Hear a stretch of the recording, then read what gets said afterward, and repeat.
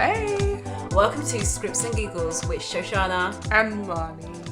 This is our second episode. This is our second episode. I'm very excited. Definitely some learnings for the first. Yeah. But I'm excited for this one. We've got a lot to talk about. We have a lot of pop culture news, so let's get to it. The Love Island finale Happened. just happened, which is really exciting. And there's people that are still catching up. So, exactly. But so no spoiler. No spoiler alert if you've not seen it. I mean, at this stage, is it a spoiler alert? Someone messaged me just now saying, "Oh my god, Ekin-Su and Davide won." Also, there was a couple of Americans in the office, and they're still catching up. They're like 2 weeks behind, so they're catching up with episodes, and they've not seen who the winner is, which I find impossible because how have you not seen it in like newspapers and stuff? To be fair, I actually haven't seen any articles about it. Oh, I saw some like I was in the shops and I saw like a newspaper headline that had the winners. Yeah, I realised I said that as if I read newspapers. I don't. No, so I don't. That's why I haven't seen any articles about it. And also, I don't read the newspapers. I literally just brush past it going, ooh, Ekin-Su and Davide. They look great. And also the whole idea that Ekin-Su is going to be the biggest star, which we all knew. Although, what I have seen today is that Gemma has started making TikToks. Interesting. I thought... So they're home. Oh yeah, no, they're home. I saw a post from Andrew saying we're home with like a selfie with him and Tasha. So they're all back now. But I'm also surprised that Gemma has just been on TikTok because I assumed that she was on there before. She might have been on there before, but she's only just come up on my For You page.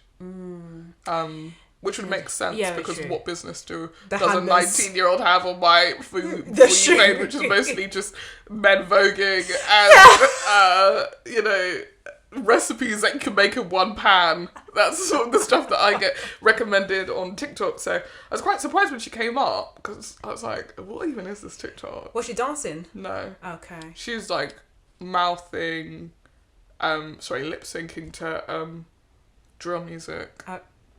I don't know. I wouldn't have expected it. Also, neither would I. Also, but I'm not 19, so. Yeah. Also, by seeing the finale, I would not expect her to have that great of a dance skill. It was only Tasha that was really doing the most in the finale, and the salsa lessons, because she's a professional dancer. To be fair, I wasn't expecting the dance break at all. Actually, were you? Because when they started dancing, I was like, "Why is this happening?" Yeah, they do it every year. Do they? Yeah, they do the practice before the speeches. I love that my brain was just like, delete this. Delete this. This is actually traumatic memory.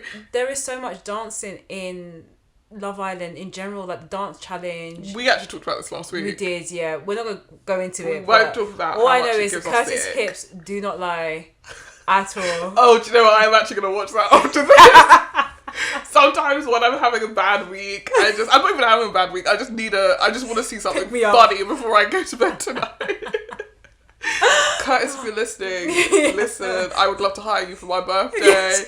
For Christmas hen parties, just to come in and do that exact same routine with the exact same moves. That is all. That's all we need you. And then you hip yourself out. Your face has to be as red as it was. And then you need to have that jiggle because that's how we want it to be. And then you will turn your hips and swivel out of the room. That's how we want you in. You come in, do your hip gyration, 100%. And then leave. But then, what did you think about the finale? Or actually, what did you think about the last 2 weeks of Love Island?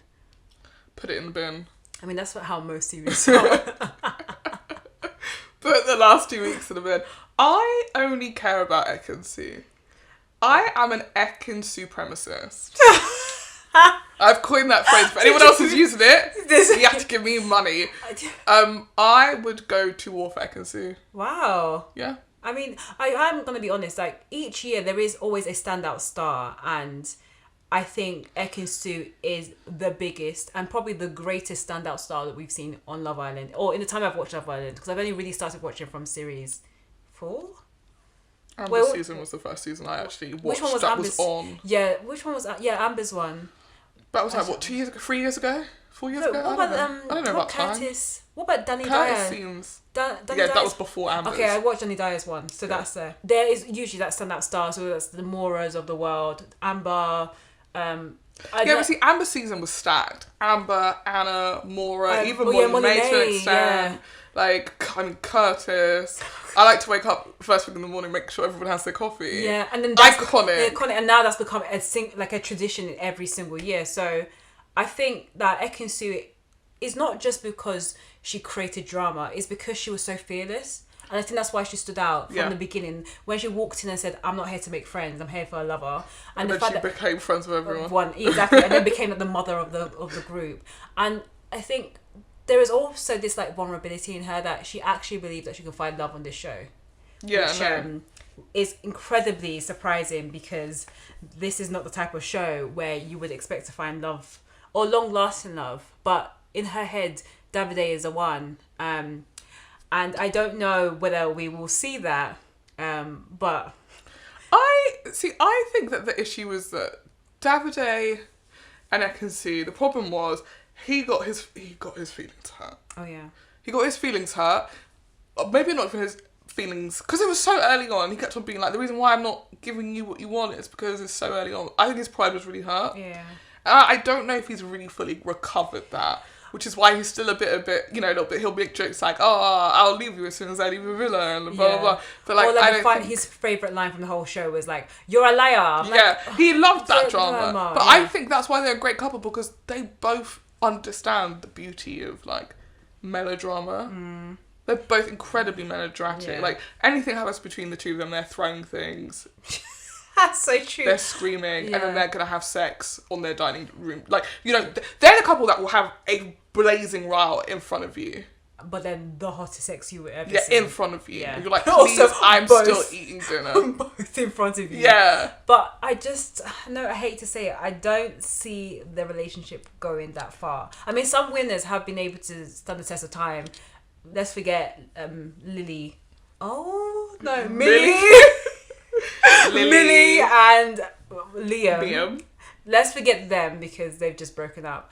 But like Paige and Finn and... Well, who cares about Paige and Finn? Yeah, but that's the thing. That's the winner's curse, because usually the winner goes into oblivion. Whereas I do think, and why I'm interested in this year is because with Ekansu and Davide winning, this could be the year where they break that curse and they could become the biggest stars out of the whole show, which is what is expected of the winners. I think the formula for Love Island shifts all the time, though. Because you're right, like, Amber won her season, but Molly May went on to be the creative director of Pretty Little Thing. I don't doubt for a second that Molly May came onto the show with that in mind. Yeah. She knew what she wanted. I think Abbot came on the show to do Love Island. Oh, yeah. So it's hard to say that, like, one of them became the star of Love Island, because it's like, I don't think Molly May ever... I think Molly May always had dreams beyond that. And I think that Amber was a regular girl who went on the show and it blew her life up. Yeah, but I think a lot of that is indicative of what they were doing before the show, because Molly May had like a YouTube channel already. She was an influencer before she became, you know, the big Molly May that we know now. So she was really building her mini empire and used Love Island as a stepping stone to amplify what she already had going. Whereas Amber was a regular girl looking for love or seeing if she could have the sum of her life. Yeah. And that's how, you know, she ended up winning. But that was mainly because of the hurt that she had from Michael. Yeah. I think that was Michael, yeah. Yeah, the head of Destiny's Childish. Childish. And there were plenty of men. Can I just say there was a real lack of mixed race boys this season? I think it's because we had a lot of like blonde hair, blue eyed girls and mixed race guys from previous years. No, but I know, but that's so quintessentially the formula for Love Island is that, like, because mixed race people do very well on the show. Danika's like trajectory on the show has completely upended what had been for such a long time a staple of Love Island, which is that, like, if you're mixed race, you'll be fine on this. And I think that shocked her as well. I think that shocked everyone, actually. But well, not us at home listening to her dates. We weren't like, how did you not fall in love with her? It's like, oh, I get why you didn't fall in love with her, but it is crazy to me that, like, in the past, being mixed race has truly been enough. Yeah. But now it's changed. I think it's one of the rare times when actually a call for diversity, even though ITV has their own funny way of showing it, their call for diversity actually meant some change in terms of casting. I think the fundamental issue is that they're still casting people that only has one particular type, and they don't have a multicultural view in terms of, like, the people that they actually are interested in. Yeah. But I think they have some diversity in terms of, like, going beyond the British shores of Ireland and Northern Ireland and Wales and Scotland, and actually going into Italy and Turkey and basically countries that were part of the EU and we're not part of them now. So it's a very interesting part. It's an interesting approach. Yeah, I mean, that's why everybody was like, well, Davide and Ekansu won't win, because Heartland England is going to vote for Luca and Gemma, the least romantic couple I think that's ever made it to a final. So true. I genuinely can't think of a couple that's had less chemistry. Yeah. No, but I think that the cracks really started to show towards the end, because I kept on thinking, oh, they're this really nice couple that have that banter, and you know, you do see those couples that are not going to be like overly affectionate, but they have this like jokey banter, fun dynamic that you know that they care a lot for each other. Whereas these guys, they didn't care for each other. They took the piss out of each other, but there was no love. And I'm telling you, I'm counting the days, the hours. Luca was absolutely fuming when her dad didn't come in. Oh, of course. He was ready to. Of course. Pack it all in. Because my guy thought from day one, if it gets with Gemma, literally that's he's about to be Luca Owen. Her dad will adopt him and he will become Luca Owen. Also, it would be like automatic ticket to the final, which ended up being true. And also, they do look alike. I was Googling it during the day. What? Luca and Michael Owen. Owen's dad. Yeah. Ew. That's actually really disgusting. Because during their really boring date, plus their boring conversation with their parents, I was there just like going at it, just doing Google comparison. And they really do look alike. Well, do you know what? The British public shocked us. Oh, yeah. And made a decision in favour of art. Yeah. And do you know who else has made decisions in favour of art this week? Beyonce. Oh. Beyonce has made some decisions that have made me very happy. Oh. As a person who loves house music. Okay. And loves ballroom culture. Okay. I got my damn life listening to that album. Yeah. On Sunday I said, I'm going to put this album on, I'm going to listen to it start to finish. Yeah. And first song I was like, okay. Second song I was like, yeah, this is cool. By the time it got to Energy, I was like, I am hyped. Get me in this club now. And then it got to the transition from Energy to Break My Soul. I was in my house wiggling around. And I've not stopped listening to those two songs. Together, back to back. Yeah. So the thing is, when the Break My Soul came out, I was, like most people, I was a bit underwhelmed. Because it just felt so out of the blue. Beyonce hasn't been in the game for a while. Like, she's taken a break. And when Break My Soul came out, I was like, this just isn't giving, that big opener that you want from an album, especially from a first single. So I was a bit underwhelmed. When I listened to the album, it took me 2 tries. So I'm going to have a very different opinion to you.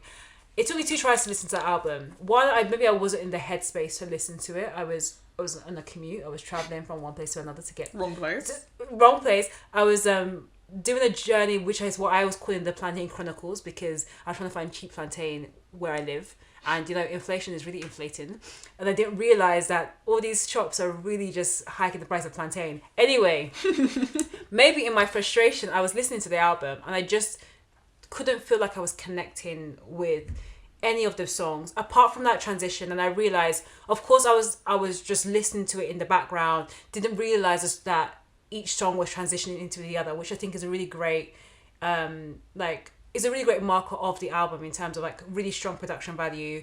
I think it works really well to have that transition between the songs, and it works to have that order, and it makes sense. But Break My Soul became a better, not a better song, but it just made more sense when you had the transition between Energy and Break My Soul. However, I just maybe don't feel like I was in the vibe for that type of album. Mm-hmm.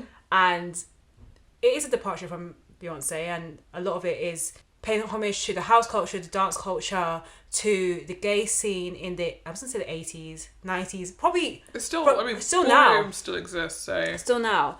But I just didn't feel that same excitement I did when I heard Beyonce for the first time, her self-titled album, or B-Day from way back when, or even Formation. I feel like this particular album, the excitement that you might have felt when you listened to like Lemonade, to me didn't work as an album as much as it worked as a visual thing. Yeah. Like when I sat and watched the film, I was like, this is interesting, but I also was like, this is a departure for Beyonce. Beyonce is a pop girlie to me. Yeah. She makes pop R&B music. Yeah.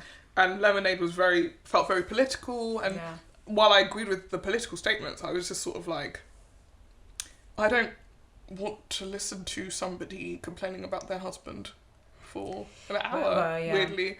This album, though, I was like, these songs are about going to a club and dancing, which is very much what I care about. Exactly. Yeah. I like go to club, I like to dance. That's all I care about. So every song that was like, go in a club and dance, I was like, yes, bitch, you know what's up. And do you know why? Another reason why I was hyped for this album, I've been thinking a lot recently about how black music falls into two categories a lot of the time, which is like songs about how tough life is and the experience of life and pain and heartbreak and sadness. Or it goes into a category of like going to the club. And people look down on going to the club music sometimes. I love it. I honestly do. I like to get hyped. I like to listen to a song and be like, I visualize the choreography to the dance in the video for this. I feel I can create a story to this, and this album really made me feel like it would be one. I can't wait till she does the videos for these because they're gonna be incredible, and even if she didn't, I could do it. Like, Beyonce, give me the rights to this album, and I'm telling you, I'm gonna deliver a video of sights and sounds and pleasure and smells and experience, because it really just made me fall back in love with what I love about being in the club. Like, I hate being in the club because I don't like people, they're disgusting, but what I love is when you're in the club and your song comes on and you're just like, get me on the middle of that dance floor. I know the choreography, I know exactly what I'm gonna do.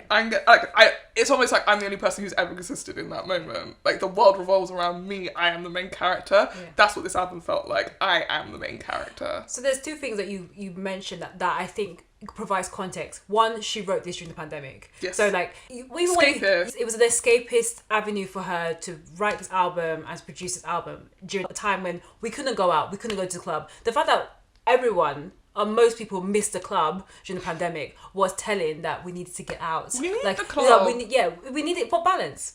Sometimes we need it. Sometimes we want to be homebodies. Sometimes we want to be go-bodies. You know, you just thought it had a bit of a rhyme to it. But what I was like, it just makes sense that she wrote it during the pandemic, especially when you see some like the lyrics in "Break My Soul," where it was like, "I'm gonna quit my job." Where, please, I beg, people do not quit your job for Beyonce. But the great resignation. Quit your job. The great resignation happened during that period, so it just made sense and it was very contextually relevant then. But on the point of being hyped and being hyped for Beyonce, again, another reason why the hype level was not as high with this particular album than others is because her rollout was also very, very timid as well for this particular album. Like, there's no music videos. Usually before she released the album, you will get like iconic video like you did for Formation, like you did for Deja Vu, like you did for like Single Ladies, etc. You have that big moment, so you like know like, okay, there's a banger hit, you know, the album's on its way, and you know it's going to be amazing visuals because it's Beyonce. But there's none of that. I think that because it was really lacks that, you know, momentum in terms of the promotion, there was no reason for me to feel hyped. I mean, I listened to the album when it came out on the day it did because I was like, I know that Beyonce's coming out, but it's because I'm a fan. See, I didn't listen to it on the day it came out. I waited because I was like, I know what the Beyonce fans are going to say. This is an incredible album. Yeah. Beyonce, for me, I'm not gonna lie, like, I've watched Homecoming twice now. Yeah. Like, I'm definitely, clearly, there's something about her that is very nostalgic to me. Her career feels like a good tempo in my life. Like, I remember when she did Crazy in Love, so it is crazy. Everything she achieves, I feel like, is a journey that we've been on together almost. So I was like, I'm gonna wait because I know that the fans are just gonna tell me this album's incredible, and then I'm gonna listen to it and be like, it was fine, like I did with the ones in the past. But when people were like, oh, this is a house album, or when I saw, actually, do you know what it was? I saw somebody I know tweet out, Beyonce made this album for the girls and the girls with a U only. I was like, okay, play the goddamn album. I'm ready to get down with the girlies. And I listened to it and I thought, this is actually an incredible album. It's an incredible album, and I will say this caveat. I like house music. And do I think that this album did anything new for house music? No. I mean, it's done more than Drake's album did. I haven't listened to that yet, but I will be. I mean, the album's called Honestly Nevermind, so I think you really can take that I am going to listen to it, but it's Beyonce does a house album. Beyonce's voice is so quintessentially Beyonce's. It's so beautiful, and I think that's why, as the album started, I didn't immediately get into it because I was like, I don't really know if I want to hear Beyonce's vocals on a house track actually, because house is a very specific thing. I like the way the vocals like don't detract from the beat because you're here to dance first and foremost. You're not here to listen to the lyrics, and then like Energy, I was like, oh, I feel like these two things are working together finally. Like, it feels effortless. And then from then on, I felt like, oh, her style and the style of the beats and the style of the genre is working in sort of tandem and more in synergy. It did take some time for it to blend, and I'll be honest, some of my more preferred songs on the album is when she's actually singing. Did you like Church Girl? I didn't like it. I couldn't get through. I couldn't. You have through. to re-listen to that song. And also, it's a very deceptive title because from what I've heard, it's not about church girls. It is about church girls being her girls. It's about church girls. I'm sorry. This is actually quite an interesting conversation because when I heard that song, I was like, I actually think Beyonce might have freed me of all of my religious trauma in this moment, because the song is about, you're a good girl, you love God. On a Saturday night, you like to dance. You know, and there's literally nothing wrong with that. That's what I like about that song. Because it's like, do you know how much guilt so many girls who grew up in the church have about enjoying themselves? Even if it's not going to the club, anything that feels just like fun suddenly is like, is this good? Am I being a bad person? Most people don't have these kind of internal crises every time they do anything. And it made me think about all of my friends and everyone I know who, like, every step of their lives would call me and be like, today I drank alcohol. What does this mean? Am I going to hell? And you're like, you're still a good person. You're going to make it out. And so hearing that song, I was like, this feels like, this is maybe true to Beyonce as well. This song feels like it's like, her wrestling with that feeling in that moment. I was like, and now I feel a sense of connection because I don't ever think of Beyonce as being relatable. That's not what I want her for. She's incredibly beautiful. She lives a very lavish life and she's incredibly successful. We do not live the same lives. But in that moment I was like, oh, we could probably have a conversation. Like if I ever met Beyonce, I'd be like, isn't it crazy that this is your life? Like, isn't it crazy? Yeah, it is. Yeah, and I'd be like, we're gonna be best friends. And she'd be like, get that girl out. Like my bodyguard. Oh yeah, out. pick her out. I mean, I think there's some songs I definitely need to re-listen to because I think probably some of the songs towards the end of the album, like Honey and Summer Renaissance, I really like because I heard her vocals more. Church Girl. Summer Renaissance is a great song. The end of the album was great. And also, again, I'm also a fan. Of course, I'm a fan of Beyonce, but I'm also a fan of all the samples most of the samples she used, which. You know, we can talk about samples because there was so many debates about the samples that were featured in the songs. Yeah.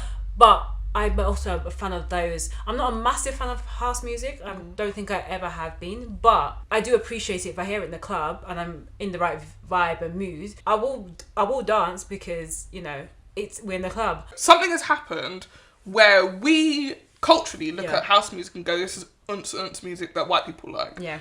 And we've lost the sense of like, the Robin S's, like Right on Time, it's a black woman singing. So many house music songs that are like pinnacle house music songs that you would hear and sing along to are sung by black women. House music is a black art form. Yeah. But like most things, it's gone into mainstream when it's crossed over. No, 100%. That's what I'm saying. Yeah. There's been a transition. But like traditional house music is black music. Yeah. So actually I think the conversation is, what's brought people back to those basics? And if I'm being completely honest, this is me putting on my hat. Like, I know I've just sung Beyonce's praises, but if I'm being completely honest, the people who spend money on music are the gays and the girlies. The gays and they want to dance in the club. They set the pace for the culture. Or we do. We absolutely do. The girlies and the gays set the pace. Yeah. And if we want to listen to music where you can shake your damn ass, you better make music that we can shake our damn asses to. I love Kendrick Lamar. Ask me if I've listened to a new album. I'm not in the right headspace for that. I don't want to hear that right now. No. I want to hear music where I put on a nice dress and I look at myself in the mirror. I'm like, you're gonna fucking do it. You're gonna slay. You're gonna be that bitch. I don't want to hear music that's gonna make me feel sad about the state of the nation. Yeah, but that's why I think that it was a really good time to drop this type of album. And I think also Drake probably did a similar thing, but I think it's mainly because he got shook because Beyonce was also releasing the house album and he went quick earlier. Also, let's not pretend Drake is also a pop girly. Oh, yeah. We're not gonna sit here and say Drake has been making hardcore rap. He hasn't. He's a pop girly. He is. And so yeah, I think it's the right space, the right time. It's been 2 years of being, you know, locked up in the houses in the pandemic, still ongoing. However, this felt like the right time to try reawaken this like post-pandemic world. I think listen to it when you're at home and you're cleaning. I think that is gonna make you shake your ass a little bit in your house. I do, and also drink. You also play the track when you're like doing pre-drinks or there's something like pre-game. That makes sense because when I listened to it again, I listened to it with a group of friends. It was at my house and it also just sounded different. Like it just felt different. And so some of my criticism earlier that week started to dissipate. Yeah, it started to dissipate because I was like, oh,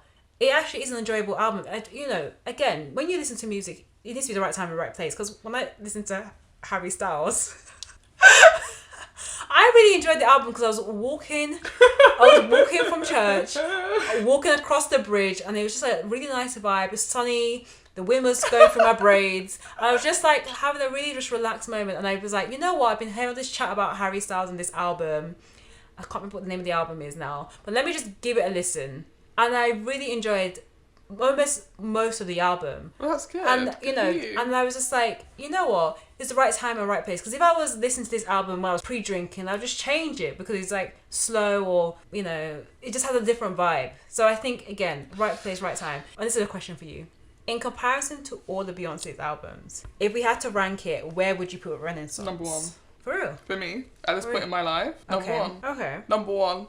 Simply because I've gone on this journey with music, and that's not to say that the songs on the other albums are not as important to me, but when I say the experience of listening to this whole album was one where I felt like the most like myself. Okay, yeah. Like, I don't know. It's like this album came to me at the right time in the right place. Okay. And it really just made me feel like, aren't we so lucky that we live in a world where we celebrate queer people and we get to enjoy music, like, informed by queer people, like, getting Big Frida back again. Like, the first time I heard Big Frida was on a RuPaul song, you know? Yeah. And I was like, well, I only know this song because I watched this show. Like, it feels like a niche almost. Yeah. And then Beyonce blowing her up, and then hearing her again, and I was like, this stuff makes me crazy. Yeah. Like, hearing this, I don't understand how you don't, even if you're like, oh, I'm not going to dance, hear this and be like, you know, I'm just going to have a little bit of a boogie on the dance floor or whatever, I don't even care.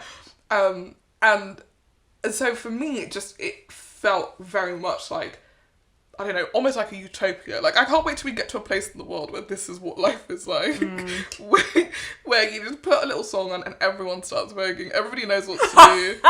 Everyone knows what to do. There's dips, there's shabams, there's people spinning, there's hand choreography, and I'm just getting my life. And I'm like, this is what I want to see. That's what it made me think about. Like a queer utopia that I'd be living in and getting my life. Well, I think it's one step closer with this album. Or with more with acknowledgement of that culture within a mainstream culture. Like, you have the biggest artist in the world who's dedicated a whole album to celebrate the ballroom culture, the gay culture, house music, just like the fact that she's departed so much from her like staple of R&B, pop, big ballads, you know, some dance music, but also always being in the R&B space.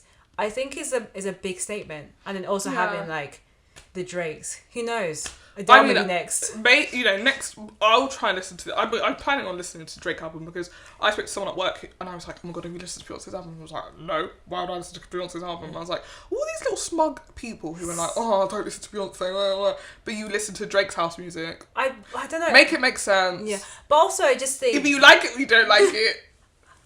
But I think there are some overlaps in terms of like fan base for Drake and Beyonce.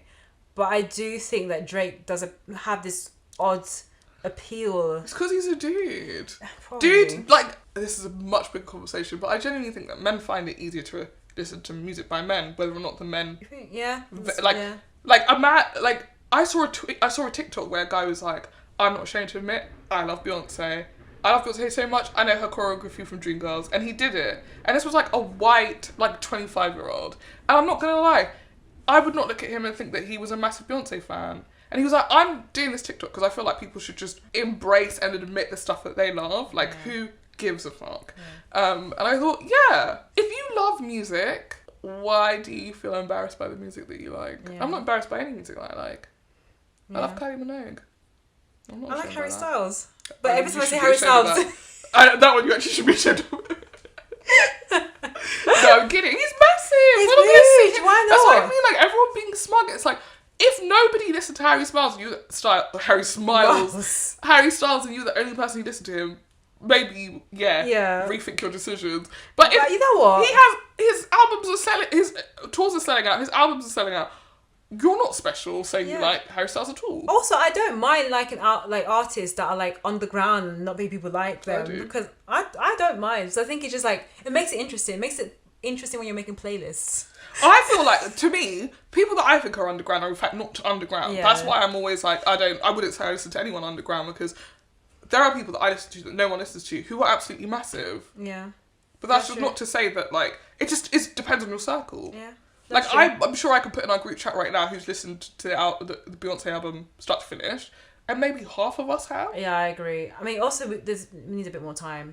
But that being said, it's it's the conversation. The conversation around it, because if you there was a lot of buzz about it on the day of launch, and a lot of it was from the Beehive, but I think maybe over time it'll pick up again. And actually, perfectly honest, the sales have done amazingly well, so I don't think she needs to worry about that. So I feel like I haven't been to a club in a while, but I genuinely cannot wait to be in a club and hear a song from that album. Yeah, and also I think I'm not saying that Beyonce has not played in clubs before. Yeah, of course she has.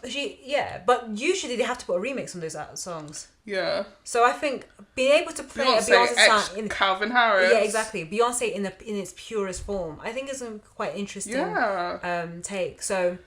And also, it depends on what kind of clubs you go to. That's also true. Like, she's a very clever woman. Yeah. I will say this, though. The Kelis stuff has made me uncomfortable. Yeah. So the wider Kelis story was that Kelis made was it a TikTok or Instagram post after discovering that a sample of Milkshake was used in, I do not know which song. It's in Energy, yeah. In Energy. I'll be honest, I listen to Energy. I have there's this guy I love on Instagram. His name is called Jermaine, and he's a DJ.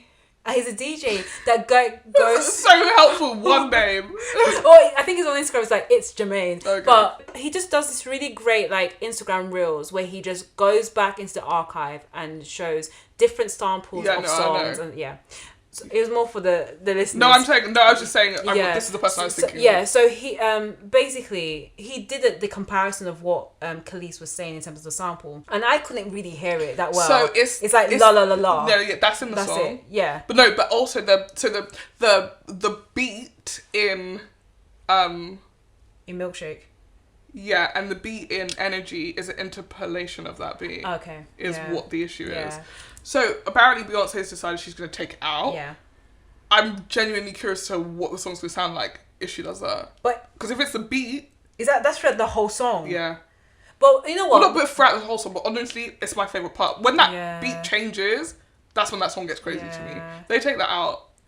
So, and I was also like, do I like this song then because I just like this Milkshake? Maybe. But did you think about Milkshake when you heard the song? If Kelis had when the Lala bit came up, I was like, oh really? This feels familiar because it is quite literally her Kelis's singing. Yeah.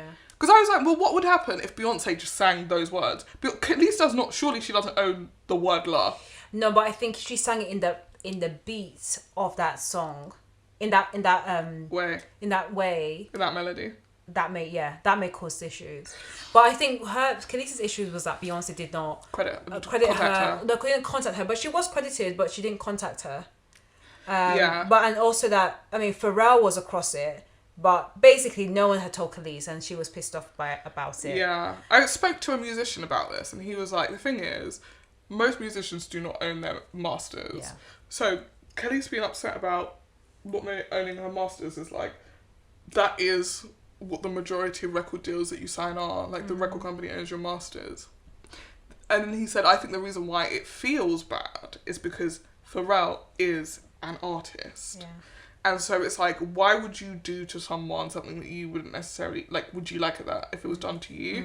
I was like, that's really interesting, because if Pharrell was not Pharrell, and Kelis was like, oh, the record label owned my masters, I'd probably be like, well, you know, the record labels own your masters. But as soon as she was like, Pharrell stole all my masters, I was like, oh my god, Pharrell's evil! Also, yeah, Pharrell, I know that these big record producers, they have stole masters. Like, there's been very dodgy deals in the past, and there's still dodgy deals now where musicians basically sign their whole life away. The only thing they basically own is their name, and their music is owned by the big record companies. But I would never just have assumed that Pharrell would be one of those guys or people. It's because you can see him. It's the same with like Jay-Z. It's because we have an idea of who Jay-Z is. So if we were to hear Jay-Z stole all my masters, you'd be like, what the fuck? Yeah. Jay-Z would do that? And in the music business, the record label does own all your masters. Yeah, that's the thing.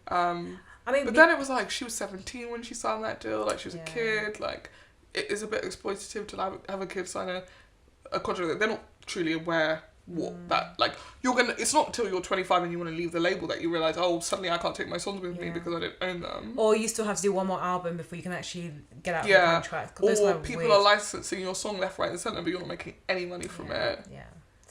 So, I mean, Beyonce's going to be quite busy because she's still got to do some more editing of her album by removing a slur. Yeah, I heard ableist slur.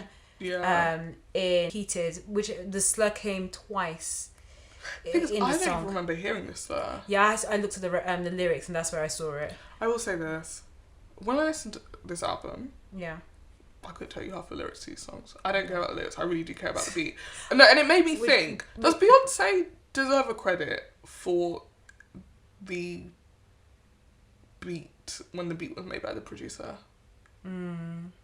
I genuinely have a question. For an album like this that's so dependent on its beats, do you deserve I want to know what her involvement is. Like, is she in the room with the producer being like, slow that down, speed that up, turn that up? Because if she is, then she absolutely does deserve the credit. But is it that she walks in, they play her the beat, she goes, oh, I like that, sings a little song over it, and it leaves? I mean, I'm perfectly honest, I've seen a lot of behind the scenes of some of her work, maybe not necessarily in the studio for albums, but definitely for performances, and Beyonce is definitely 100% involved in all her projects, so I cannot imagine her just walking in, someone playing her a beat and saying, great, let me go in the booth and record a song over this. I can't imagine, especially if it's having her name, her label, you know. And nobody said the thing about the slur to her. Yeah, maybe let's take it out. No one said the thing about contact Kelis. Yeah. I mean, the team, there's a wider question around the team, because again, also, this album also leaked, which, I'll be honest, Beyonce rarely, if ever, has leaks. Like, her team I think that was above us. Maybe. Because, again, there was no promotion. There was no promotion. But, again, something was a bit disjointed with this particular album. But, again, I just cannot imagine Beyonce not being as involved in her albums as she is with her performances. And I think she recorded most of the stuff in her house. And this was during the pandemic. I cannot imagine a billionaire not having a studio in their own house. So, again, I just don't know what happened with the industry side of this album, but the math wasn't mathing with this particular album in a sense, because I maybe apart from what we saw with Lizzo and the ableist slur, I'm very surprised that this also propped up again, and also why it wasn't changed before the album was released. Yeah, I think it's very interesting. That ableist slur is very interesting because it's a word that we actually actively don't say anymore. We don't use that word, so I don't really know how she didn't know we don't use that word anymore in general. Yeah, like it's sort of like I was watching. So Ghana has a version of Take Me Out. No. Yeah, and my aunt was like, we have to watch the Ghana Take Me Out. So we watch it as a family, and the guy used a outdated term to refer to a mixed race person, and I was like, oh god, we don't use that phrase anymore. We don't in the UK, but I don't know if they still use that phrase in Ghana. But it was funny because it was like, as soon as he said it, all of us at home were like, oh, you can't use that word anymore. Okay. Like, it's even my nan, who is 94.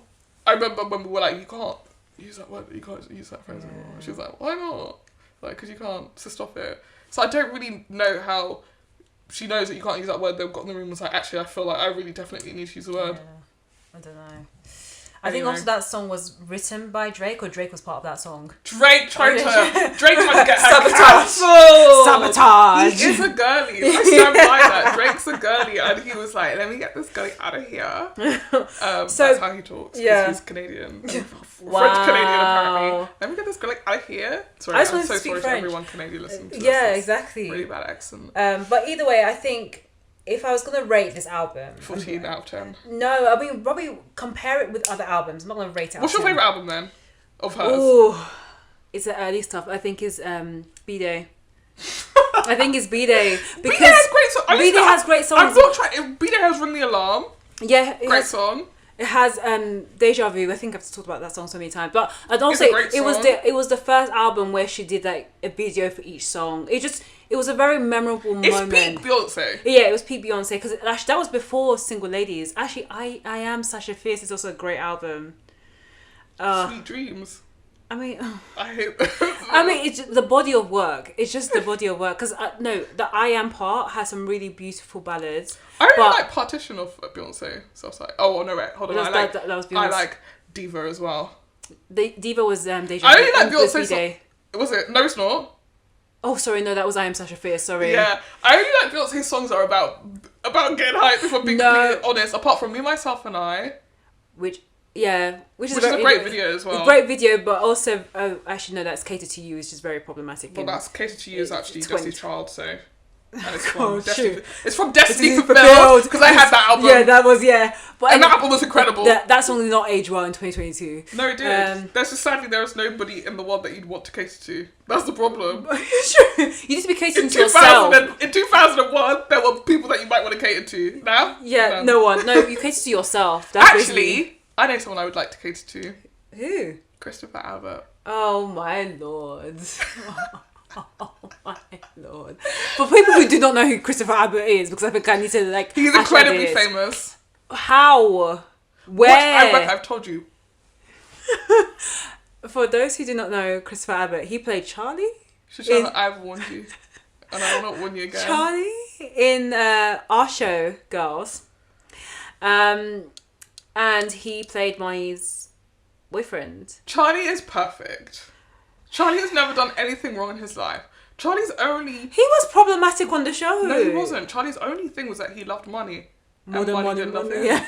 So how is he problematic? What's problematic? Because he was blind. He was blind. Charlie is... that he had unrequited love. Charlie is, to me... I can't think of another example of this before this, but the quintessential boyfriend that's like... He can't see that his girlfriend is about to break up with him. That's called foolishness. And... Interestingly enough, we haven't got to this, but when we get to Everything I Know About Love, there is another boyfriend that appears on that show. There were lots of parallels, I think, with that show and Girls. There is another boyfriend on that show that I was like, your girlfriend don't like you, bro. Oh, yes. She's not interested in you, honey. I've only seen you for 2 seconds and I can tell you she don't like you. We will talk about that because it's definitely worth a conversation. But Charlie was a perfect boyfriend.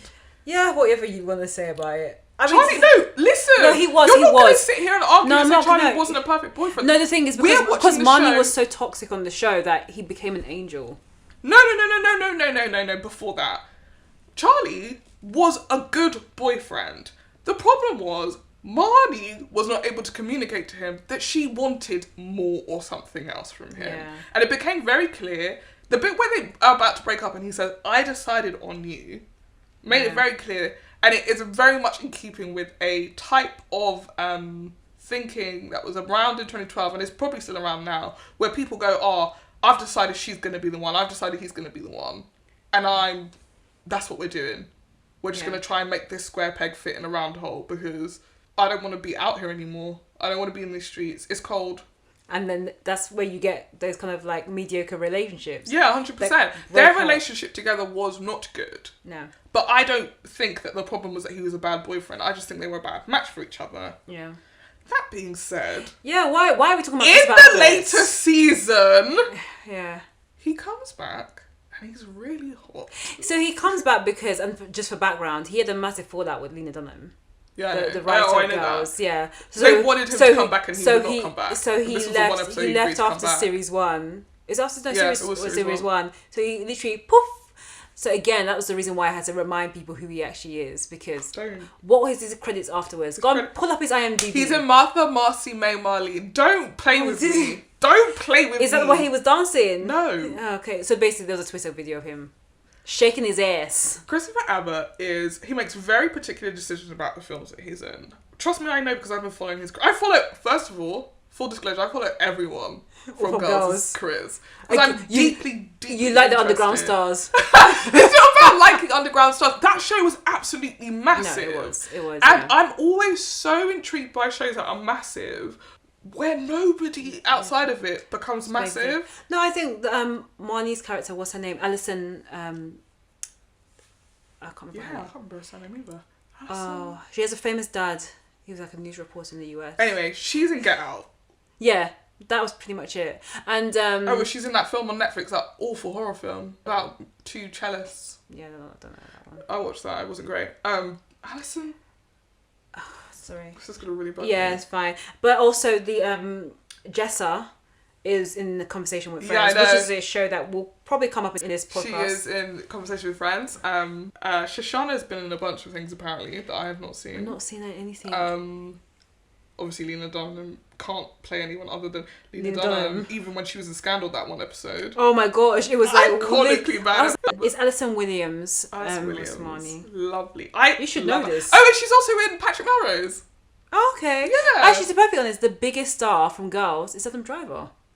Absolutely no. Sorry, yeah, we sat here. Adam Driver is the biggest star. huge. And I'm really, I hate to say this, the only reason I remember that is because I was looking at the cast of Girls and Adam Driver's face came up and it was like, hey, he's been on Star Wars, Yep. he's been in Marriage Story, Yep. he's been in all these other shows that I can't remember from the top of my head. He's been in a bunch of movies. Yeah, a bunch of movies. A Yeah. lot of the people, so I feel like a lot of the people that did Girls, I don't think they are people that wanted to do TV. No. And I definitely don't think they thought that Girls was going to be massive. No. Because when Adam Driver was on Girls, that was his big break.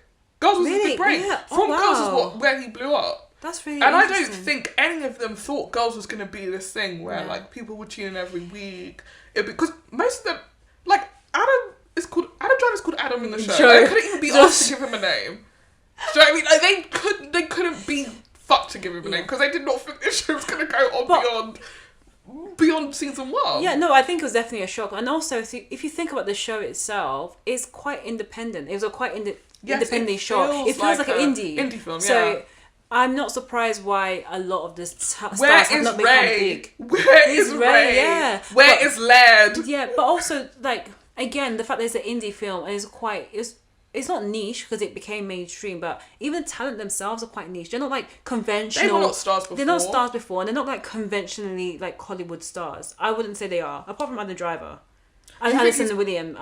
Even Adam Driver isn't. No, I would not say Adam Driver. If you look at like People magazine, Adam Driver is not there as like the sexiest man in the world. There was a period where he was. In your head. Enough. But I just think that they're just... I think Jessa could be. And Jessa, yeah, maybe... But even her role in the show was she was doing Lena Dunham a favour. She was actually friends with Lena Dunham in real life, and Lena was like, "I wrote this character for you. Please, like play her." It. And she was like, "Also, that's very troubling." No, well, yeah, but like also imagine this is. I think this is why shows like this can't exist anymore because it's like what a pinnacle of white privilege to be able to say, "I want my friend who doesn't act to be in this thing." Yeah, and everyone's like, "Okay." There are so many times we're going to be able to talk about Girls because there are so many layers to break apart with this show. Yes. But why did we talk about Charlie again? Because there was a video on the internet of him on set for a movie that he's about to be in, and he did a little dance. Yeah. And it just reminded me that I just think he's really hot. I think, controversial statement. Go on. No, this is actually not, so I'm not going to say it. Yeah, okay. It was going to be very crazy and We very know what? chaotic. We'll wait. But I actually do think Charlie Abbott should have...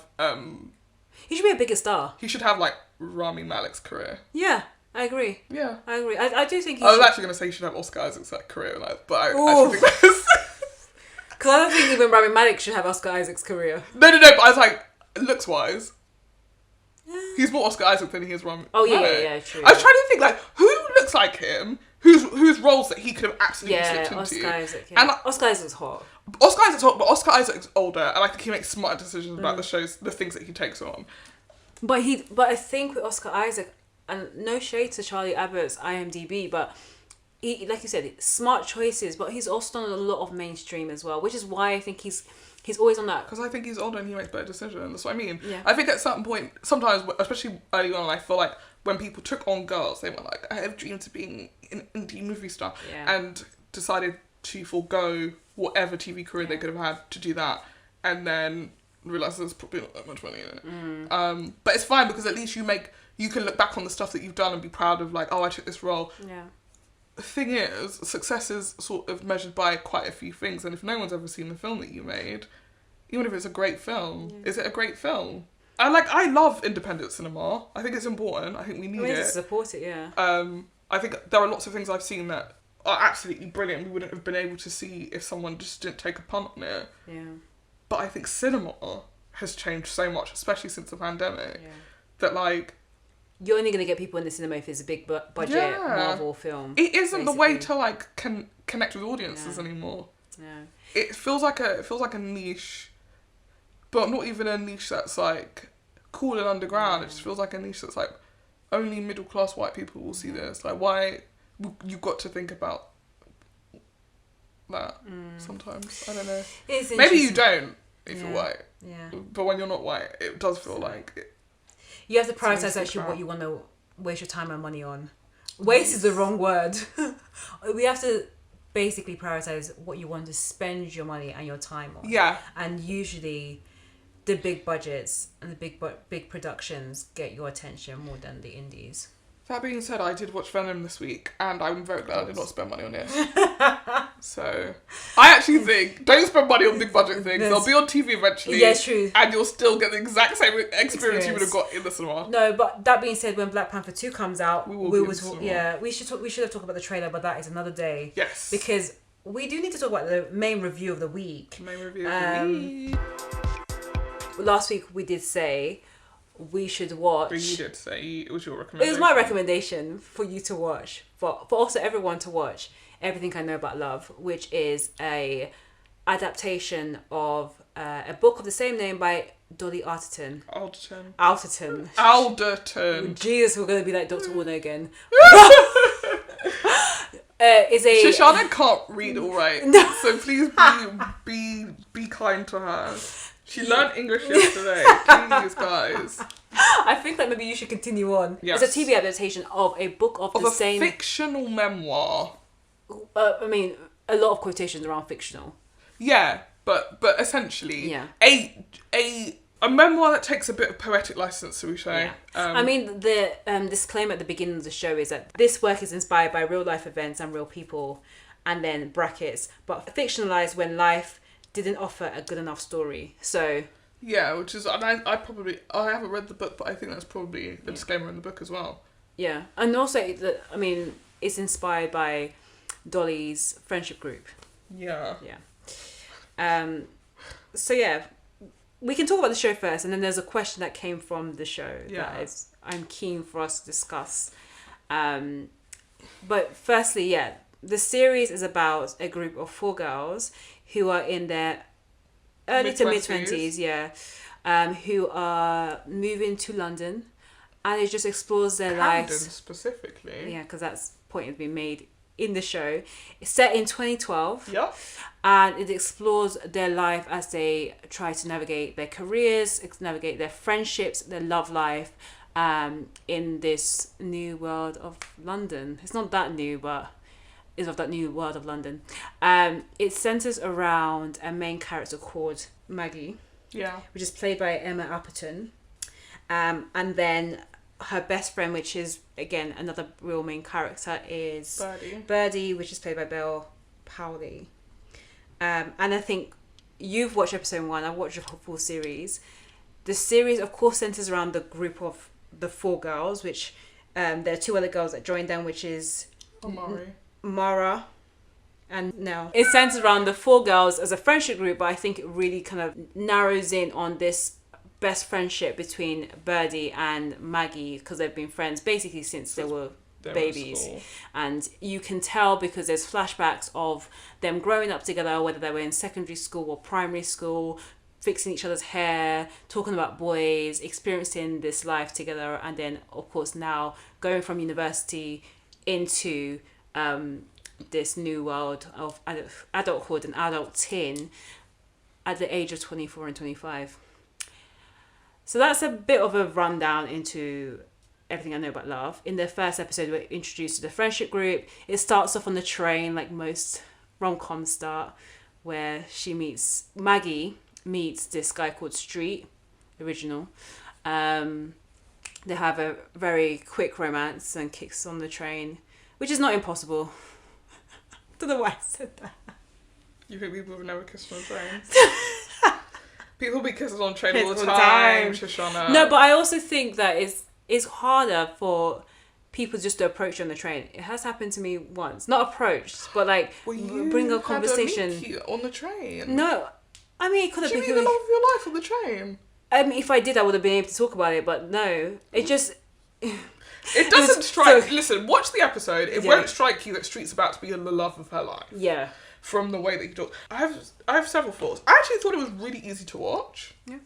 I thought it was genuinely funny in places. Okay. In that, like, that sort of... The comedy between... Look, this is the big caveat I have. Yeah. Shows about white women in 2012 are always going to be incredibly cringy to watch. Yeah. Because the most interesting person in the world to white women in 2012 is white women in 2012. They think they're incredibly witty. Oh, I have a second caveat. Sorry, I just thought my second caveat. I was talking and it just blew me away. But the reason why I thought it would be interesting to talk about Abbot and girls here is because this show suffers from the same problem that Girls suffered from, which is the main character wants to be a writer. And people who decide they want to be writers are like, I'm the most interesting person in the world and I go on adventures, I do wacky shit, like kiss guys on the train. And it honestly makes you so detestable because you're constantly searching for a story and you're constantly like, oh, I want to do something just absolutely chaotic for the plot, as people have started saying on Twitter, on TikTok, which you know, I have my opinions about, but like everyone wants to be a main character, basically. No more shows about girls writing stories. Yeah. I don't want to see it. You're never interesting. I've met so many writers. You have actually, as and I will tell you this now. Not one of them is interesting. You know why? Because writers are supposed to observe. They're not supposed to be interesting. How are you supposed to write if you're too busy going on adventures? But you need to have a story. You can absolutely have a story. And actually, according to Maggie, she wants to be known for her witticisms. She doesn't actually want to write anything that is like, you know, the book that's going to be for the next generation, like a Lena Dunham. She wants to write like short little quotes and witticisms, which is actually what was mentioned and flagged in the show when she was talking to Street. So we're going to move from Hannah, who wants to be the writer of the next generation, to Maggie, who wants to be, you know, the writer of cute quotes on Instagram. Well, actually, it was really interesting. Lena Dunham did an interview this week, and she said what Hannah wanted was to be an essayist, not write the novel of a generation. She wanted to be the voice of a generation in essays. Yeah. So she wants to write a book of essays. And actually, in the show, that's why she has to go on adventures, because she feels like her life is incredibly empty and she'd write about incredibly boring things. But I found in this, the reason why I found it enjoyable is like, because if you get past the fact that like, it's incredibly twee and up its own arse, because I feel like the writer I feel like Dolly knew that when adapting it and said like, let's not try and make this feel like this is acceptable. Let's make this character someone that you laugh at. Yeah. I felt like the main character was laughable, but it's laughable in that sense of like, there's a nostalgic part of me being like, oh, I remember being a certain age and wanting to be an interesting woman, you know. I want to have stories. I want to date a man called Street who I meet on the train. Like, I feel like everyone, well, maybe not everyone, but there is a certain like section of our society that have definitely wanted to be the kind of woman who had adventures and stories that one day they tell their children. Yeah. And that's what that main character strikes me as. Oh, yeah. And I didn't get the impression that we were supposed to look at her and admire her in any way. No, throughout the course of the series, I think she becomes gradually more and more unlikable because she's constantly trying to, like, grab these new adventures and be incredibly impulsive, but at the expense of her friends. And also, this narrative is kind of... There's a couple of seeds in episode 1, but it becomes a really big storyline, which I don't know if I should be telling you this if you really want to watch the rest of the series. But it's the dynamic between Birdie and her new boyfriend, Nathan. But that becomes... I feel like that's clear from the first episode, though. Yeah, and the problem which I find with the series is that it's the only storyline. It's the only conflict. It's like Insecure Series 4, but not written as well. Ooh. No, because the thing is with Insecure Series 4, you knew there was a conflict from day one. Day dot, you knew there was going to be a conflict between Issa and Molly. But the thing is, you got other storylines that intercut throughout the series. So by the time you got to the end, you understood what happened, but also the development and the growth of each character. But equally, you could say those storylines felt meagre in comparison to what that main storyline is. Yeah, probably. The thing is, it wasn't just like pushed down your throat every single episode. I feel like... Whereas this one was. I feel like you could tell from this episode that the two most developed characters are the main character and her best friend Birdie. Yeah. But they even sort of section themselves off in that group by being like, well, we've known each other for forever. And we've been best friends for each other, with each other for forever. And like, there are no scenes where it's Maggie and the other girls. Yeah. There's no scenes where it's Birdie and the other girls. Like, it's Maggie and Birdie, Maggie and Birdie, Maggie by herself, Maggie and Birdie, Maggie and Birdie, Birdie by herself. Yeah. And so it felt very much to me like this is a show, and it felt like they were really trying to tell you from the beginning, this is a show about these two girls. The only problem with that is it's like shoving two stock characters that you're like, but why do we even need to see them? I'd rather you didn't waste Amara here. You know? I've got my thoughts on the Amara character because she doesn't develop further. She doesn't develop further. I mean, they do in the series. They do try and bring a few like additional elements to her storyline, like dating as a black woman, especially like in dating apps, and some of the struggles that she faced in comparison to Maggie. But again, it's always in the reflection of the main character. And there's also a scene where she goes and visits her family, but again, filler. So for me personally, and the fact that I know that this series is based on, you know, the writer's real life, and I've seen that photo of a real group of friends, I do think that Amara is more of a role to make the group feel a bit more diverse and reflective of a London. So I was going to say a London society, more reflective of society, because I just think that having a role or having a story with 4 white women trying to explore life in the city right now is just going to harken back to Girls, and the fact that Girls and Sex and the City and titles like that, they had a time and a place, but they do not age as well in 2022. So that's why I feel about Amara's character. And then Nell's character, I don't know. I feel like, again, I don't know where her character is going to develop if it does happen to get a series 2. But I just felt like there's, again, a bit of wallpaper. I felt like, and maybe this clearly doesn't happen because you would have said it, but like, I got the intention that she was supposed to be the queer character in this house. Yeah. That's what I was trying. Sorry, that's what I should explain. She has a boyfriend in the first episode. That relationship starts to dwindle, and then she has spoiler alert. I think we should put spoiler alert to this all. But then she has a affair with one of the teachers in the school because she's a teacher, one of her colleagues, who's also a man. Okay. But again, that relationship, towards the end of the series, you understand that's not going to go anywhere because, again, it's an affair. And I get the impression, and it has been said in interviews, that people do view that character as the queer character. Yeah. So again, I hate to say it, another tick box. Well, I don't think...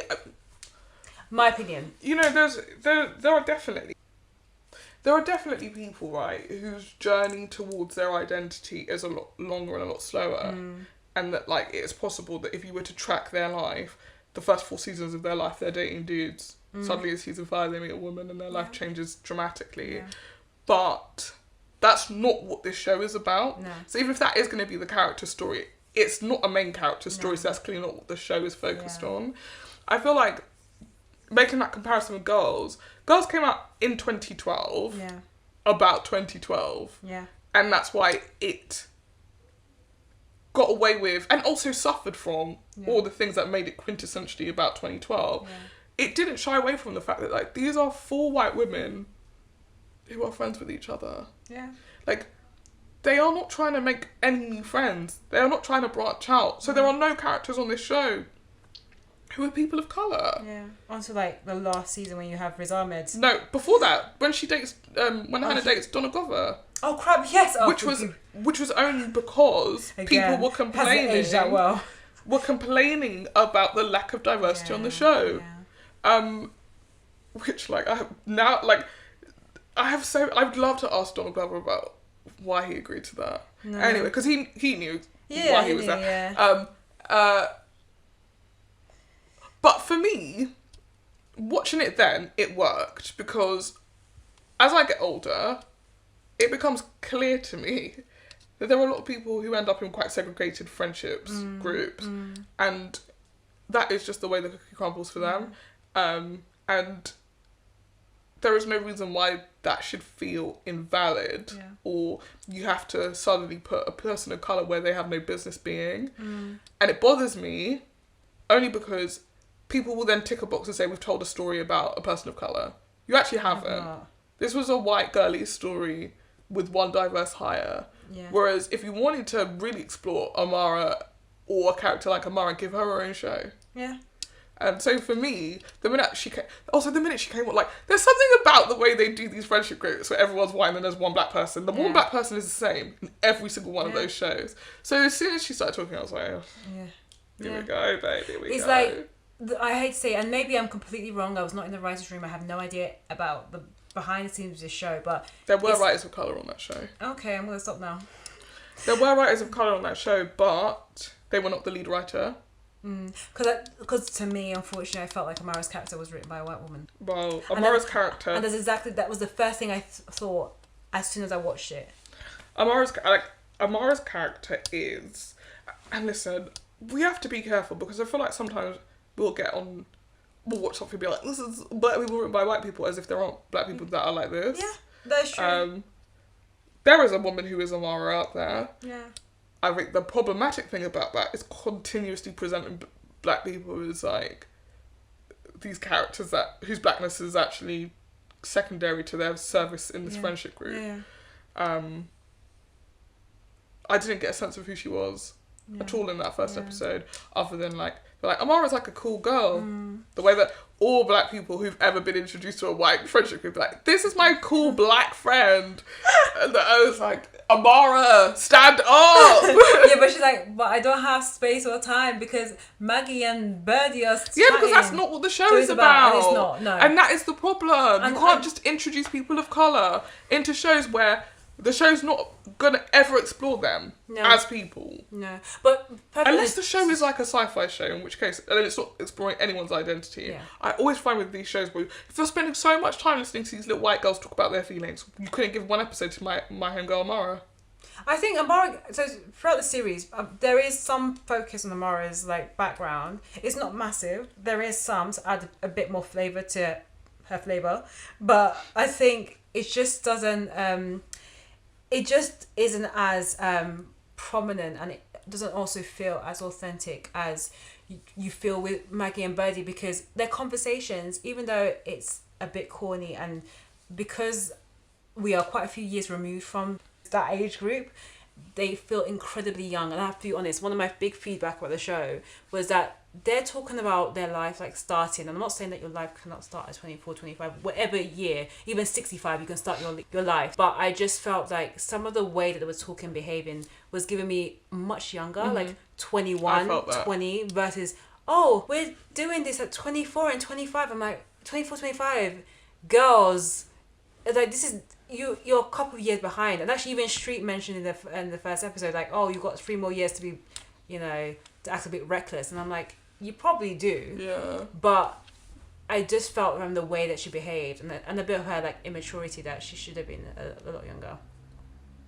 I agree with you. They did feel very young to me. Even the job that they're doing in that first episode of like handing out flyers. I'm like, First of all, you're renting a flat in London and you make money by giving out flyers. Bruv, you don't rent a flat in London. No, you don't. That's why I was like, again, it's privilege. Because the parents, the family are supporting them. That house also looked very nice. Very nice. In Camden. Oh, boy. It's not like they were living in, Zone 6. Sutton. Yeah. Like, barely in London. Yeah. They're living in the heart of London. And one of them's a teacher. What does Amara do? A lawyer, I think. Oh, okay. Or banker. Maybe she's paying the whole rent. Maybe it's Amara paying the whole thing. What does Birdie do? She went, the same job. How the hell? There's a bit in the beginning where Birdie's like, I'll lend you money. What money do you have? Oh my god. That was actually really irritating, that part. Because, it's just the lack of responsibility. Where she was like, I'm just getting to my overdraft again. Oh wait, I thought you already did that. I must try again. It was just giving me ridiculous. The whole thing is that they came here, they've been to uni. I couldn't work out if they went to uni in London. No, they didn't. I think it was, but they didn't cover which uni they went to. No, they didn't. Yeah, no. Suddenly they're in London, and she has made it to 25 without understanding that, like, you have to apply for an overdraft. Yeah. And you need money to live.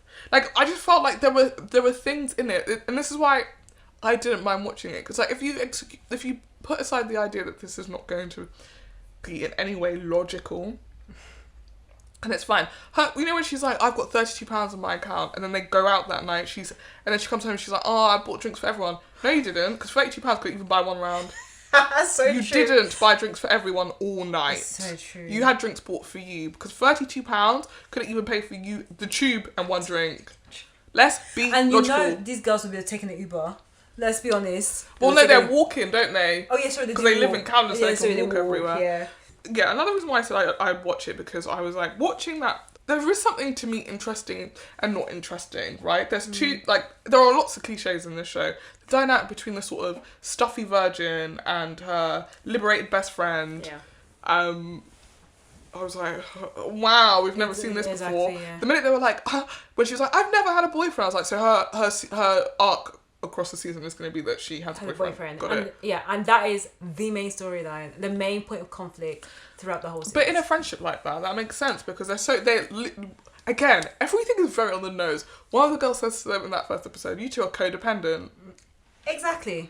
And they are. Yeah. And so I feel like when the show is like that, they don't want you to work hard. Yeah. They really want you to just sit down and just look at this and go, yeah, and enjoy what you see and move on.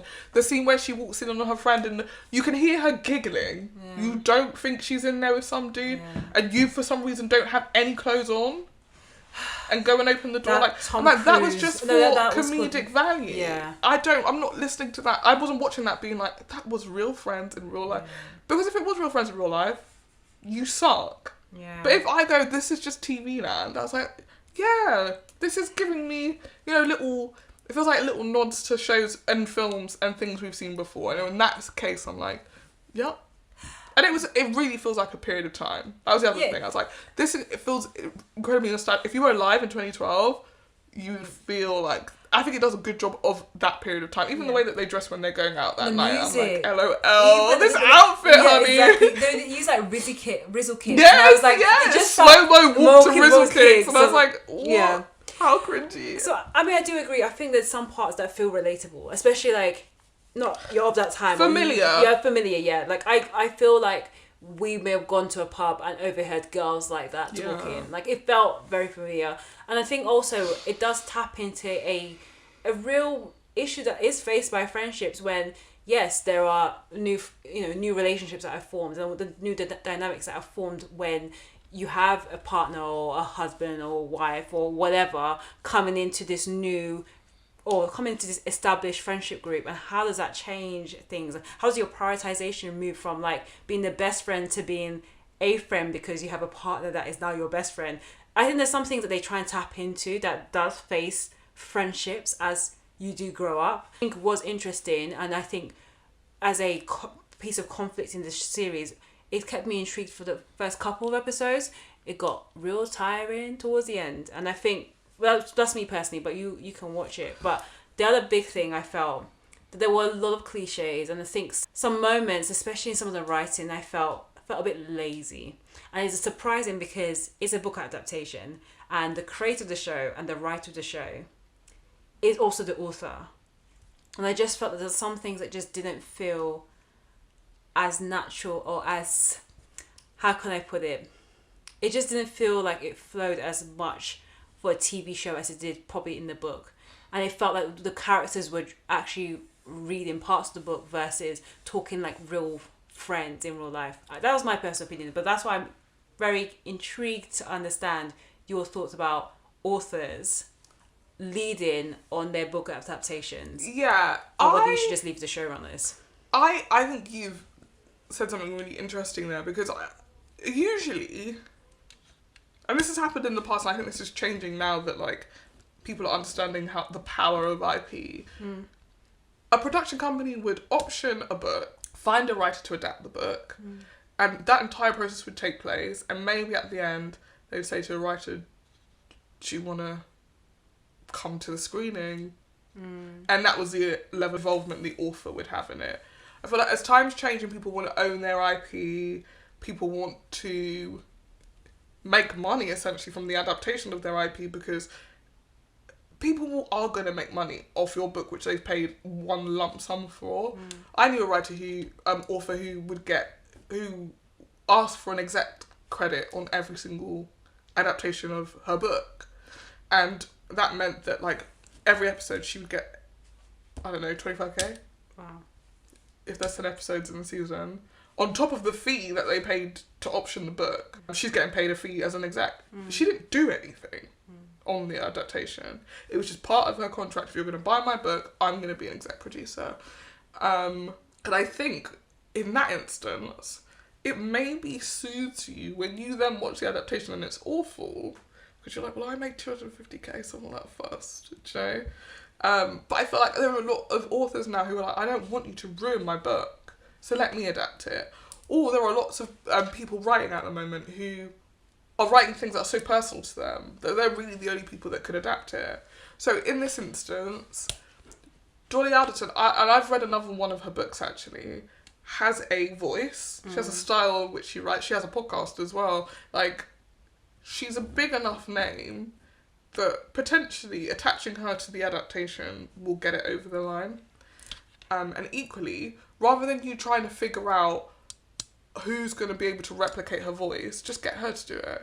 But the issue, of course, is writing a book and writing a show with two different skills. Exactly.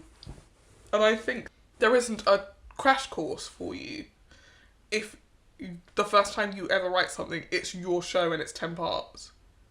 You know, it's a big thing to take on.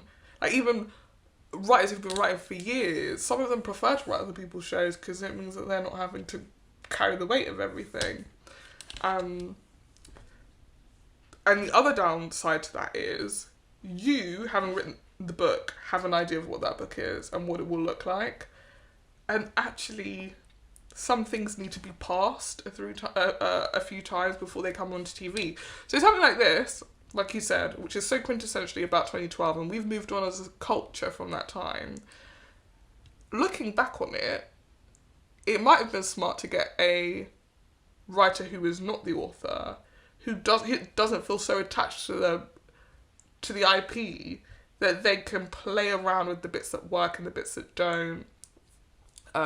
Do some sort of commentary about that period of time from our perspective as people in 2020. I don't know if that would have elevated this, but I do think that the time that we've moved on from, and it doesn't acknowledge that we've moved on from it. Like, it doesn't properly acknowledge the fact that, like, these women are insufferable, and we wouldn't write a show like this now. Like, a show like this now, if I pitched it as is, without the IP, would not get made. Oh, no. Because people would be like, what the hell, what is this? No. What does this say about how we live now? Nothing. No. It doesn't have any genre elements to it. It doesn't have, you know, it's not particularly plotty. The premise is really just 4 girls living in a house. And this is something I discuss all the time. I'm like, a show like Friends would not get made now. The premise of Friends as it is... Oh, no. ...would not get made now. Seinfeld would not get made now. No, there's so many things that we love that are so important culturally. If you pitch them now, just would not get made because the landscape's changed. Yeah.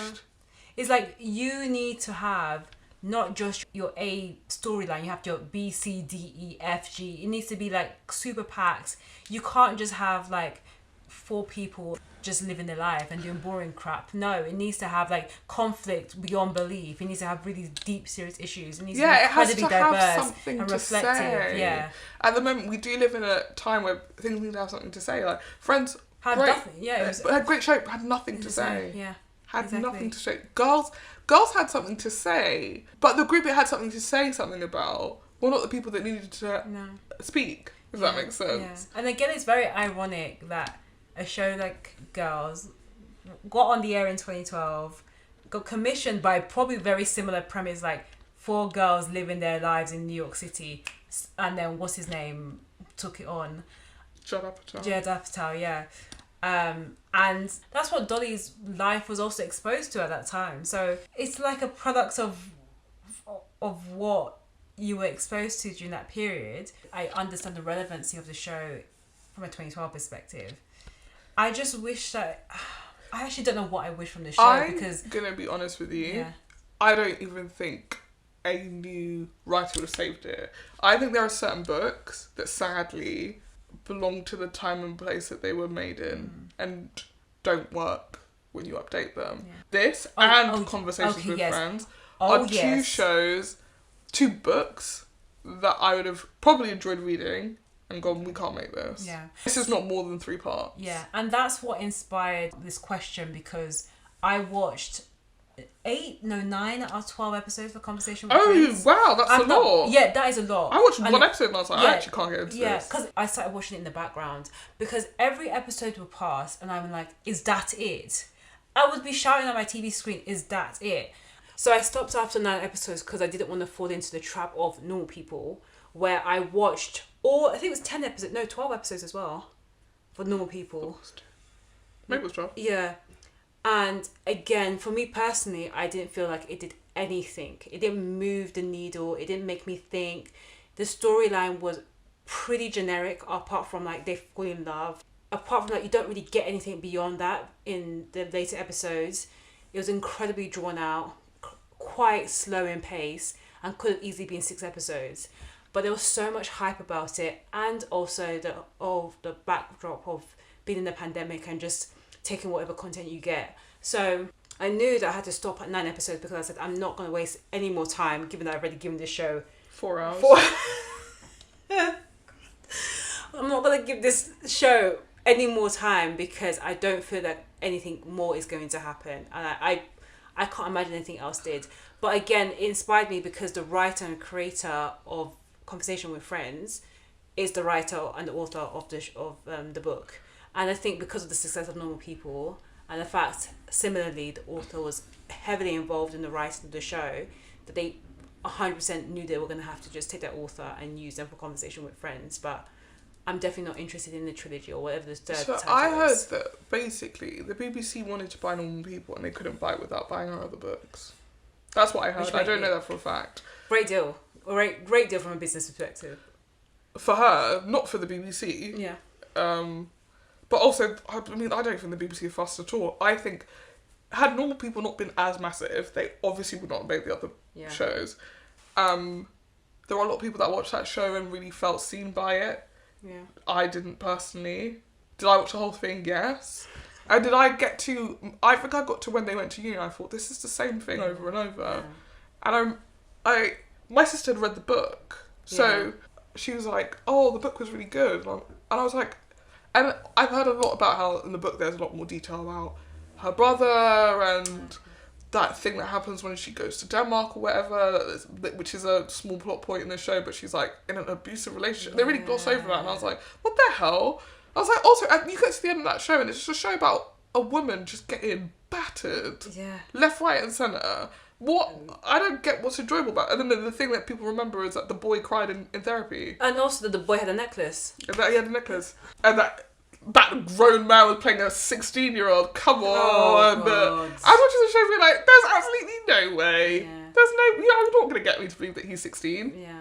But, I think the point that you made about the fact that there are some stories that need to come from the author or the writer is actually important. And I do agree. Like, there are some stories, especially those like biographical stories that do need the author. However, again, you need to remember your format because writing a book over 20 plus chapter, 400 pages is very different to writing a script.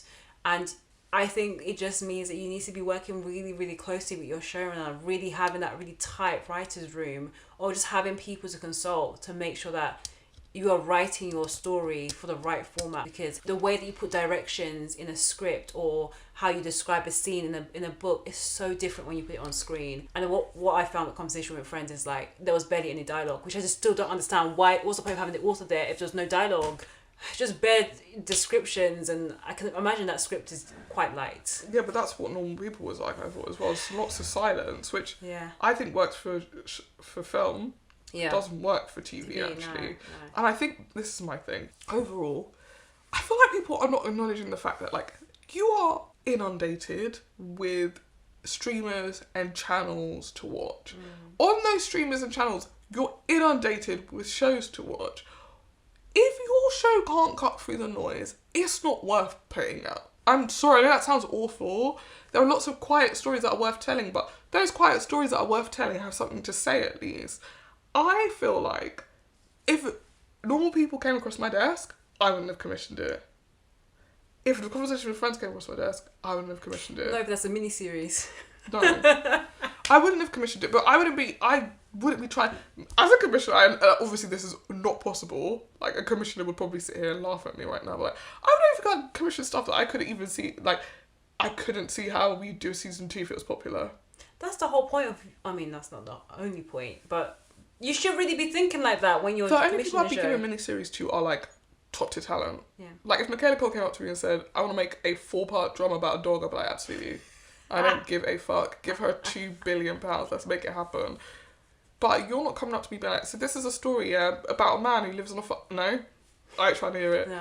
I want to know how this will do 8 seasons. I want to know how we'll do 8 seasons of this show. You need to have a Grey's Anatomy view on all your shows. Yeah. How we can really bring that story to 20 plus seasons. How you can make B stories, C stories. How you can have spin-offs for different characters. That's the kind of stories that people want to watch. That's how you create IP. That's what most streamers, that's what most broadcasters want. They want IP that they That's can how they build. make money. Yeah. Because I'm not buying subscriptions. So I remember when I got Netflix. The reason why I got Netflix was because I had been trying to watch Orange is the New Black illegally. House of Cards illegally. Yeah, and I was like, there are 4 seasons of this. Yeah. Instead of me to try and download all of these viruses to my laptop every single time I want to watch an episode, let me just get this little Netflix subscription. Say at the time $4.99 maybe. Yeah. And then I get access to all of these shows. Now I can watch House of Cards as well. I can watch all these shows. It ended up being an incredibly great investment. Like I do not regret the day that I did that. But it was that returning drama that brought you back. Yeah. I'm not going to buy a subscription to a streamer for a show that is 6 episodes long. Yeah. That doesn't make sense. The only people that can get away with miniseries are terrestrial channels. That's true. Because people will come back. Yeah. And usually BBC One's not going anywhere. Yeah. And it's usually stories that are so compelling. And some of these stories are so heavy that you can only really do one series. Like that's it. Enough is enough. Like I think of The Night Of, which is Riz Ahmed, one of incredibly great story. I don't want to make a big. No, it is. I haven't rewatched it in a long time though, so maybe one of these days we should watch it for the podcast. Should. But it's an incredible story. But I remember watching it. I remember watching it at like 3 a.m. in the morning and just thinking, this is a great piece of TV. But I'm so grateful that there's not a series 2, and also the story kind of wraps up. Yeah. Door could have been open for series 2, but I think it was so heavy, has such a massive gravitas in terms of the storyline that you didn't need to see it again in terms of series 2, but you really just relish what you just watched. So, and same thing with True Detective series 1. Basically, yeah, exactly. Series 2 not needed.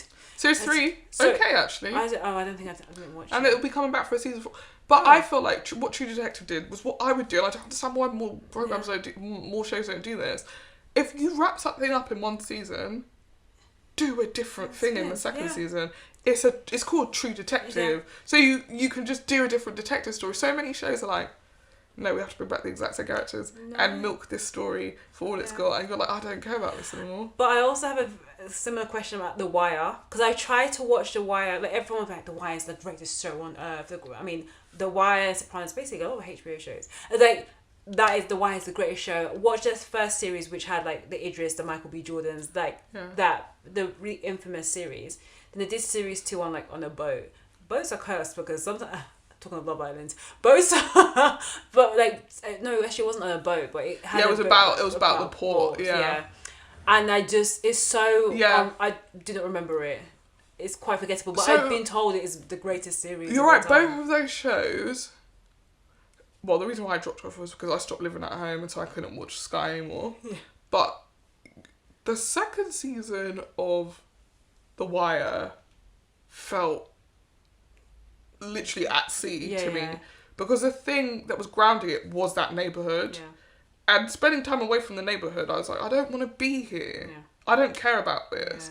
And then I'd be like, they cut back to the police. You're like, okay, police are familiar. I get the police. Go back to the neighborhood. I want to know what's going on in the neighborhood. There are so many shows that have this problem. We can talk about this on another episode, where like they don't know what it is that makes their show, and when they cut away from that thing, or suddenly like Stranger Things. The latest seasons of Stranger Things, like Stranger Things has and this will be the last thing I say about this, and we'll move on to the next thing, but like Stranger Things has a formula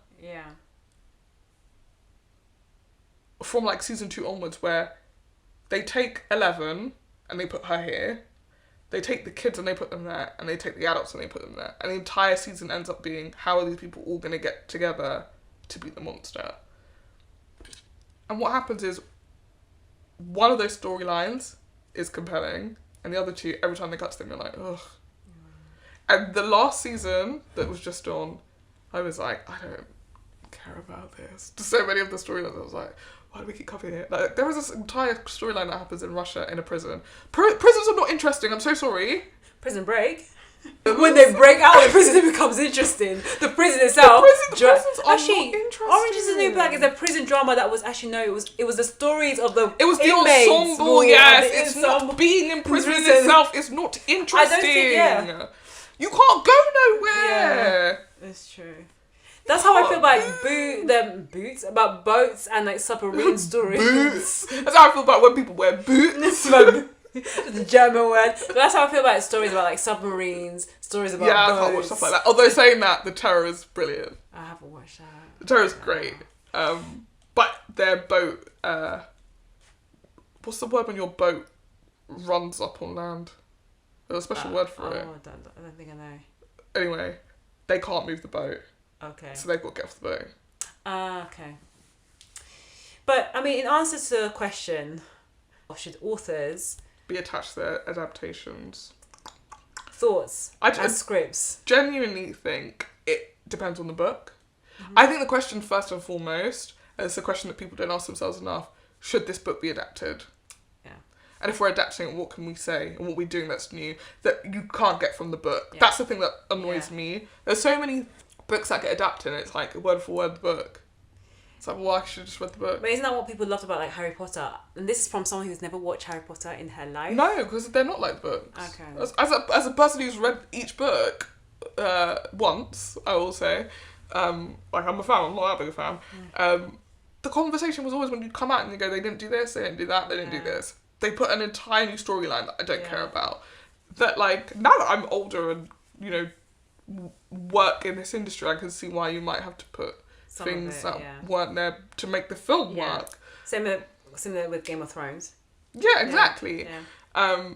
But equally, I feel like stuff like Game of Thrones and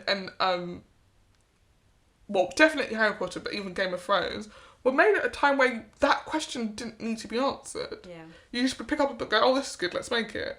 Now, I think you genuinely have to ask yourself, should we adapt this? And there are things that come across my desk all the time that people are like, here's a book, you should make it. And I'm like, this book was good. I don't think I'm the person to make it. And I don't think it needs to be made. I say that as a person who's currently adapting one book. Okay. That when it was first pitched to me, I was a bit like, I don't know about this. And then actually, the power of TV means we can tell this story in a very different way. That means you will get an experience that's different from the book. In which case, absolutely, I do think this is valid. Because this book does have something to say. And what we're doing is saying that thing in a different way. And so you can buy the book and enjoy the book. And you can watch the show and enjoy the show. And get two very different experiences from it. So, and the author is adapting that. So that's true. That's why I said that it really comes down to, should the book be adapted? And then, is the author the only person who can write it? That's it. For me personally, I value the thoughts of the author. I think it's interesting when you know that a story or a show is based on a real life. Like, let's be honest, it just adds an extra layer of authenticity to the show. However, if an author is adapting it, they cannot be the solo person in the writer's room. It can't be a one-man job. They need a team behind them, a team that really understand TV, a team that really understand how to really bring stories to life in that format. That's my only thought, because if you had really people behind, if you had people behind them, behind the team, behind normal people or conversation with friends, I'm sure someone could have advised and said, mate, you do not need this to be a 12 by 30. You can have this, 12 episodes, 30 minutes long. You can have this as a 6 episodes, or actually 6 minutes. I think a 6 episode drama or 8 episode drama, but you need to bring this level of conflict to keep people wanting to watch more. I don't see this as the thing. Like, and I think this is why this podcast is great, because you and I, our opinions are so specific to us. That show was massive, and there will be people who would say that the team were absolutely perfect. Yeah. And I'm not going to sit here and say Normal People was a bad adaptation. Yeah. I actually just think the source material didn't give them much to work with. Yeah.